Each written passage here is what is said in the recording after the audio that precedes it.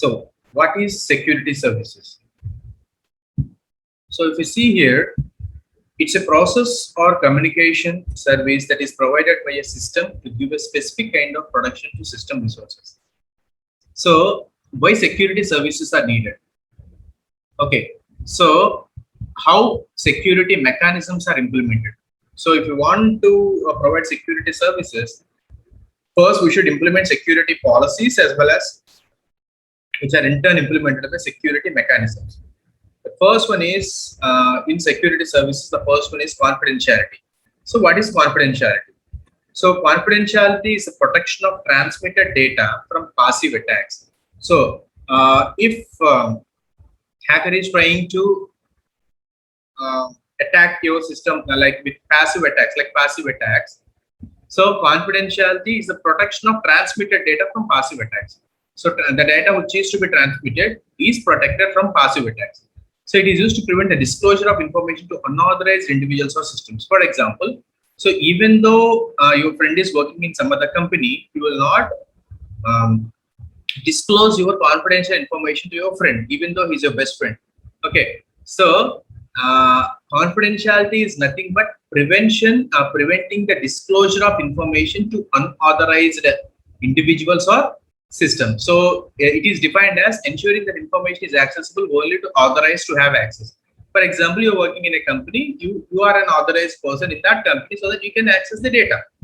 But the outsider who is not belonging to your company, they don't have an option to check your data or information, right? So this confidentiality ensures the information is safe and secure. Okay, a credit card number has to be secure during online transaction. Okay, so next is authentication, right? So this service assures that a communication is authentic. Okay, so that communication should be authentic. For example, if a single message transmission, its function is to assure that the recipient that the message is from intended source. For example, if you are sending a single message transmission, so I want to transmit a message. So the receiver should understand that a receiver should get an assurance that the message is from an authentic source or from intended source. For example, the recipient doesn't know from where the data is coming, so he will not accept that. So authentication is the most important thing here. For an ongoing interaction, two aspects are involved. First, during the connection initiation, the service issues the authenticity of both parties. So first, before connection itself, we should check the authenticity of both the parties, like sender and receiver. Second, the connection between the two hosts is not interfered along a third party. So third party to be defined.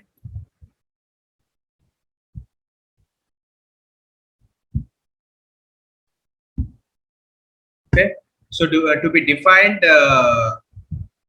connection between the two hosts is not interfered along with the third party. Next, peer entity authentication, data origin authentication. So in this authentication, we have two types. So in examination, they will ask you like this. So what are the two types of authentication?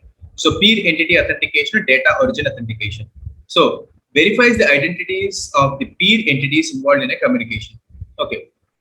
So who are the peer entities? So we should verify the identity of the peer entity between the communication. Why? Because your source and the transmitter and receiver are communicating. Like the transmitter sends the information or data to the recipient. Recipient will receive that data, and the communication has been established between these two parties. And we should make sure that this communication should be secure, right? So security mechanism should be implemented here. So peer entity authentication provides use at a time of connection establishment and during the data transmission. So this authentication is provided at the time of the connection establishment, at the same time during the data transmission. So during the time of the data to be transmitted, this authentication will be implemented. So provides confidence against a masquerade or a replay attack. And the next one is data origin authentication. Assumes the authenticity of source of data unit. Okay, so from where the source of data unit is coming, whether the source the data unit is authentic or not. So all these are checked here, but does not provide protection against duplication or modification of data units. So somehow it doesn't protect from the duplication or modification of the data units. support application like electronic mail, where no prior integrity is provided. Okay, so here the most important thing is, if we want to provide integrity, so there are two types of integrity here. So the first one is, so integrity means the data cannot be modified without authorization. So if you want to modify the data, you can't modify the data unless it is authorized. Like confidentiality, it can be applied to a stream of messages, a single message or selected fields within a message. So it can be applied to a stream of messages, like bulk of messages, or it can be applied to a single messages of single fields within a message. So in message we have multiple fields, so it can be applied to some single fields. So there are two types of integrity services. They are connection oriented integrity service, connection-less oriented integrity service. So what is connection oriented integrity service? This service deals with a stream of messages, assures that the messages are received as sent. Okay, so this connection oriented integrity service deals with a stream of messages. So message 1, message 2, message 3, it's like a stream of messages, assures that messages are received as sent. Okay, for example, if I say hi, hello, that's the message. So the same message will be sent to recipient without any modification. So that is called connection oriented integrity service. With no duplication, with no insertion, with no modification, with no reordering or no replace. So destruction of data is also covered here. Okay. So this is connection oriented integrity service. Next, connection-less oriented integrity service. So it deals with individual messages regardless of larger context, providing protection against message modification only.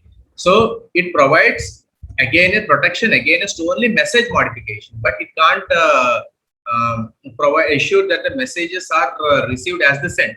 Okay, so somehow it can protect against the message modification. So the hacker can't modify the message. So an integrity service can be applied with or without recovery because it is related to active attacks.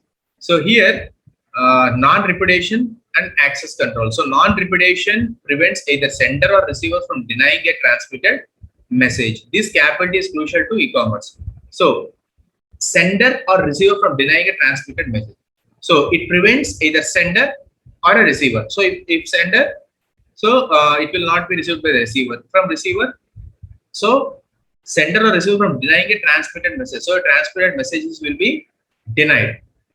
So it is very crucial to e-commerce. So without it, an individual entity can deny that he, she, or it is responsible for a transaction, therefore not financially liable. Okay. So this non-repudiation is most important. So prevents the sender or receiver from denying a transmitted message. So he can't deny it. Okay. So if that's not the case, then in e-commerce website, so the person says that he paid the online transaction, but even though he have not paid the online transaction, he will claim that he paid the online transaction. So it's a big problem. So non-repudiation prevents either sender or receiver from denying a transmitted message. Okay. So next, access control. So coming to access control, it is defined to be the property of a system or a system resource being accessible and usable upon demand by an authorized system entity. Okay, so let's take a property of a system or some system resources. So when are they accessible? They are accessible only with the demand by an authorized system entity. So without an authorized system entity, we can't. So we can't access the data, or we can't access the system resources, or we can't access the property. Okay, so the availability can significantly be attacked by a variety of attacks. Some amenable to automated countermeasures, authentication and encryption, some elements of distributed system. So access control is, this refers to the ability to control the level of access that individuals or entities have to a network or system. Okay, so if you are at one level, so what access do you have to the system? If you are at other level, what access do you have with the system? If you are a network administrator, you have the total access to the system. If you are an intruder, you should not have any access to the system. So how it controls the access when you are using a network? Okay, so individuals or entities have the network or system and how much information they can receive. Okay, so if you are a network administrator, you are liable to know every information. If you are an outsider, if you are an intruder, there is no right to know the information which is there on a network. Somehow he hacks the network, then he can know what sort of information is present in that. But if that's not the case, he can't even know what information is present in the network. So it depends upon the level of access that individuals or entities have to a network or a system. Okay. Each entity trying to gain access must first be identified or authenticated. So an entity or an individual who are trying to access the information from the network, first they need to be authenticated, okay, so that they have access rights can be tailored to the individual. So these are the different techniques. So in our next video we'll discuss about security mechanisms. That's also most important concept. So the students who are watching my channel for the first time, I request you to please subscribe my channel and please share my videos to your friends and well wishers, and please support my channel in all possible ways. Thank you very much.